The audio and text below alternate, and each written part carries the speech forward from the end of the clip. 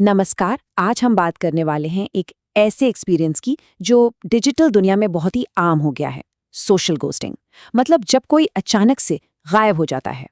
कभी ऐसा हुआ है कि किसी से बहुत अच्छी बातचीत चल रही हो, एक कनेक्शन सा फील हो रहा हो, और फिर अचानक सब खत्म? कोई रिप्लाई नहीं, कोई मैसेज नहीं, बस सन्नाटा।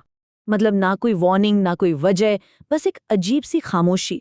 और ये एक बहुत ही कंफ्यूजिंग और सच कहूं तो काफी तकलीफ देने वाला एक्सपीरियंस होता है। तो चलिए आज इसी मॉडर्न मिस्ट्री की तह तक चलते हैं। पता लगाते हैं कि इसके पीछे की साइकोलॉजी आखिर है क्या।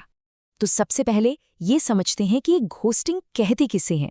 आसान भाषा में ये किसी भी पर्सनल रिश्ते को अचानक बिना कोई वजह बताए सारी बातचीत बंद करके खत्म कर देने का तरीका है।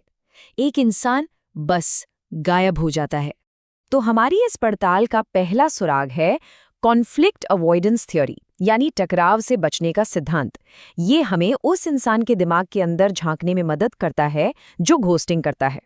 तो देखिए, जो इंसान घोस्ट करता है ना, उसके दिमाग में एक तरह का हिसाब किताब चल रहा होता है। एक ऑप्शन है सीधे सीधे मना कर देना, अब इसके लिए हिम्मत चाहिए, और ये भी पक्का है कि सामने वाले को तुरंत बुरा लगेगा। और दूसरा ऑप्शन घोस्टिंग। इससे क्या होता है, आमने सामने का झगड़ा या बहस वो टल जाती है।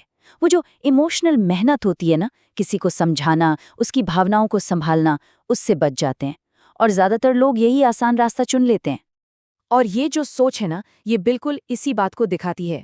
कई लोगों को सच में ऐसा लगता है कि किसी को साफ साफ मना करके दुख पहुंचाने से अच्छा है कि चुपचाप गायब हो जाओ, भले ही ये लॉजिक सुनने में कितना ही अजीब क्यों ना लगे। अच्छा, तो अब चलते हैं हमारे दूसरे सुराग की तरफ।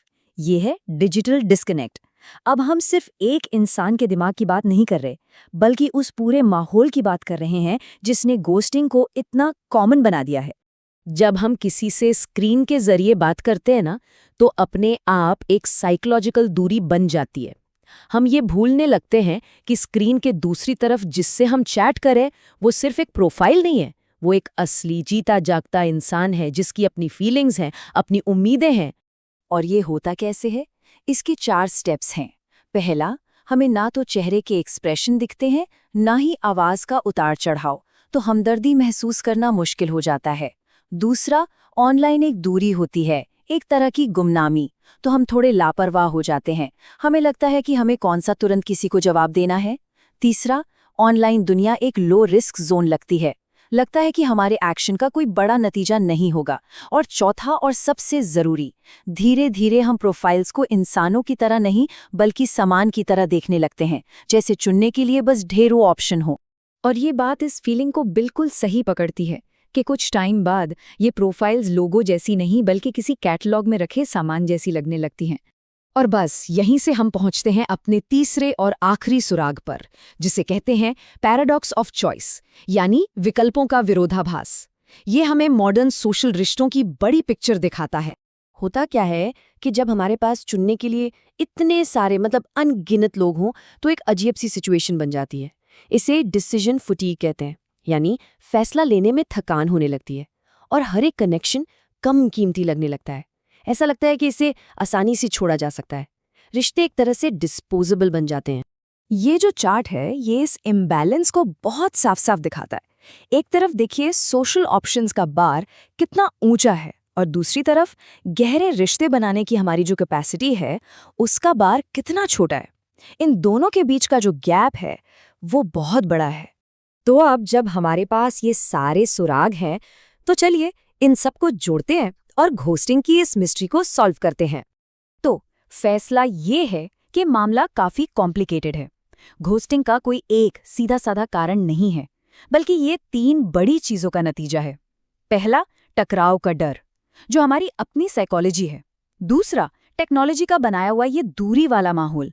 और तीसरा, ढेरों ऑप्शंस वाले हमारे नए सोशल नॉर्म्स।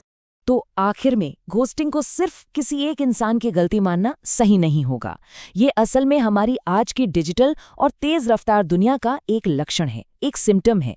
ये दिखाता है कि कनेक्ट करने के इन नए तरीकों से हम सब कितनी जद्दोजहद कर रहे हैं।